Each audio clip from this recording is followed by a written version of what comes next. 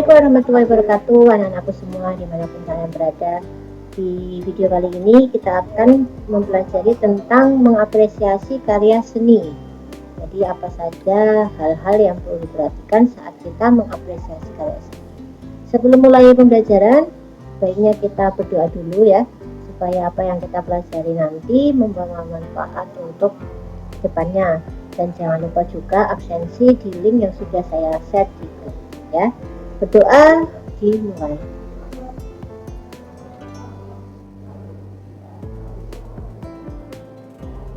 Doa selesai. Untuk topik pembelajaran di pagi hari ini yaitu mengetahui tempat-tempat apa saja yang bisa kita gunakan untuk memamerkan karya seni dan sekaligus cara untuk mengapresiasi sebuah karya seni. Pertanyaan pertama yaitu, setelah kemarin mencari satu karya seni rupa di daerah kalian masing-masing, jadi praktekkan ya anak-anak ya. Sekarang bagaimana karya tersebut menurut kalian? Apakah layak untuk dipamerkan ataukah tidak? Kalau layak, tempat mana sajakah yang bisa kita gunakan untuk memamerkan karya-karya tersebut? Pertanyaan ini kalau dilontarkan ke kalian bisa menjawab ya. Kalau di Jepara kan banyak sekali karya seni rupa. Kemarin kan kita sudah bahas ada karya seni rupa patung, ada karya seni rupa ukir, ada batik, ada tenun, ataupun lukisan mungkin karya-karya seni yang lain. Di tempat mana saja yang cocok, misalkan di ukir di mana, di batik itu di mana.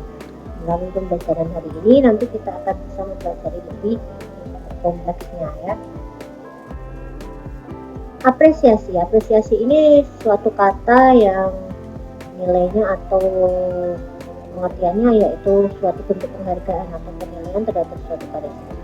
Apresiasi ini merupakan aktivitas penghargaan yang dilakukan sebagai hasil penggunaan, persiapan, penilaian terhadap sebuah karya seni sastra maupun karya seni tertentu.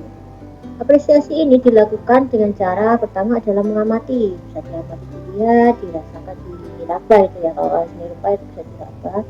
Setelah itu dihayati dengan perasaan, dipahami maknanya, kita berikan tanggapan, penilaian, dan melakukan implementasi atau penerapan.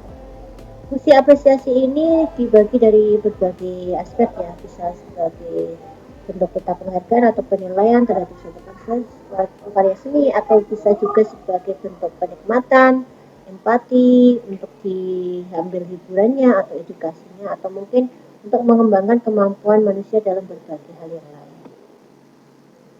Menurut Brenci Wilson dalam bukunya yang berjudul Evolution of Learning and Education, ada 3 konteks utama dalam hal apresiasi. Pertama adalah apresiasi empatik. Apresiasi empatik ini digunakan untuk menilai suatu karya seni yang ditangkap sebatas hanya melalui indrawi saja, yaitu dengan mata dan indera peraba.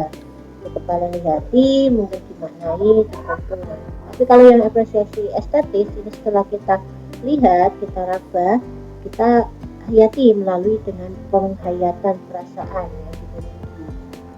Kalau sudah apresiasi kritik ini lebih kompleks lagi. Jadi setelah penghayatan dipahami dengan perasaan, kita melakukan penilaian atau menghargainya, bisa melakukan klasifikasi, deskripsi, analis, tafsiran maupun evaluasi. Jadi kalau kita melakukan apresiasi kritik ini lebih ada nilai teoritiknya, jadi ya tidak asal menilai ya, jadi ada ilmuannya. Mungkin kita belajar tentang unsur, prinsip, nah kita masukkan bagaimana berdasarkan prinsip-prinsip strukturalnya, apakah memenuhi nilai keseimbangannya, apakah memenuhi nilai proporsinya, nilai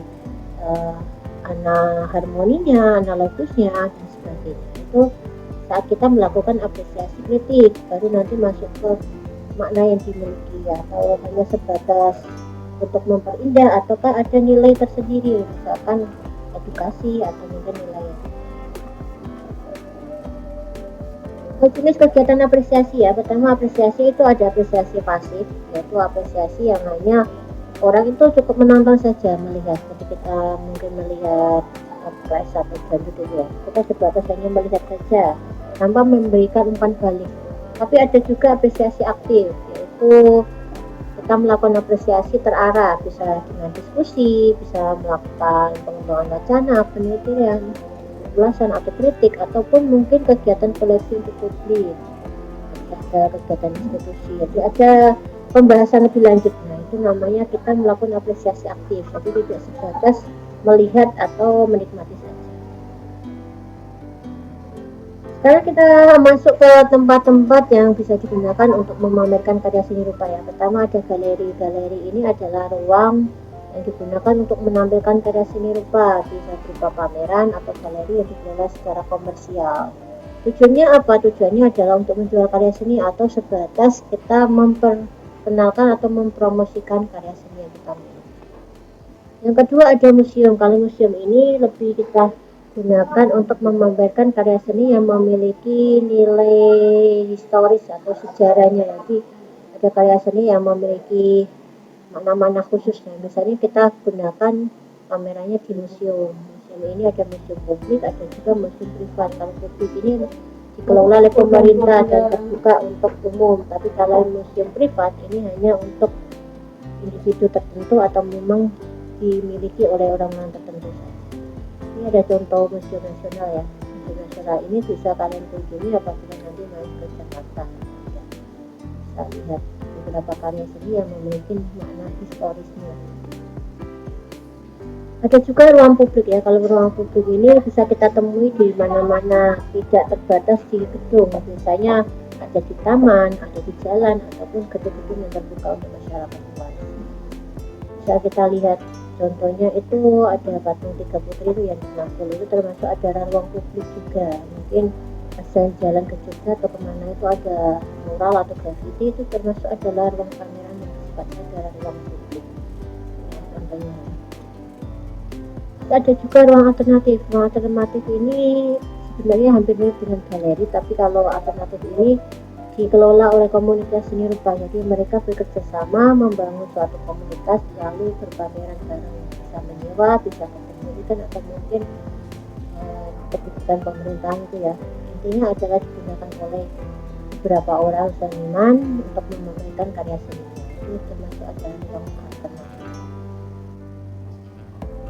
Yang terakhir ini adalah ruang virtual. Kalau ruang virtual ini tidak terbatas ya, bisa dilihat kapanpun, dimanapun, dan siapapun. Jadi karena aksesnya ini melalui media internet, melalui website, Instagram, TikTok, atau mungkin aplikasi yang lain. Jadi tidak terbatas ruang tertentu. Sajikannya juga kompleks ya, dengan berbagai jenis, bisa video, bisa juga dengan gambar, atau mungkin sajian langsung seperti vlog. Itu termasuk adalah ruang virtual. Lalu bagaimana cara kita mengapresiasi karya seni rupa? Pertama dengan cara berbicara langsung dengan seniman. Jadi kalau saat kita mengunjungi suatu kegiatan pameran dan ketemu senimannya, ini bisa kita lakukan apresiasi langsung. Jadi mungkin bertanya-tanya bagaimana prosesnya, bagaimana tekniknya, bagaimana makna yang dikandungnya itu, apapun yang lain lah. Itu namanya kita melakukan apresiasi secara langsung. Bisa juga dengan mengikuti tour galeri, ini semacam piknik seni ya. Jadi kita mengikut tour galeri di mana dan ada tour leadernya untuk penjelasan tentang karya seni rupa yang kita lihat. Bisa dengan cara jika tidak menyentuh karya, itu termasuk adalah wujud apresiasi kita menghargai karya seni. Jadi tidak hanya karya seni itu boleh dipegang siapapun, tapi ada karya seni yang memang ada batasan-batasan tertentu yang dimiliki, tidak boleh dilakukan seperti langsung menyentuh atau mungkin mengangkat, itu yang tidak boleh. Bisa juga dengan cara mematuhi peraturan yang ada di ruang pameran. Itu adalah cara-cara kita mengapresiasi karya seni rupa, karena tempat pameran itu memiliki aturan yang berbeda. Misalkan ini adalah contoh ya, aturan atau tata tertib yang diberlakukan di Galeri Nasional.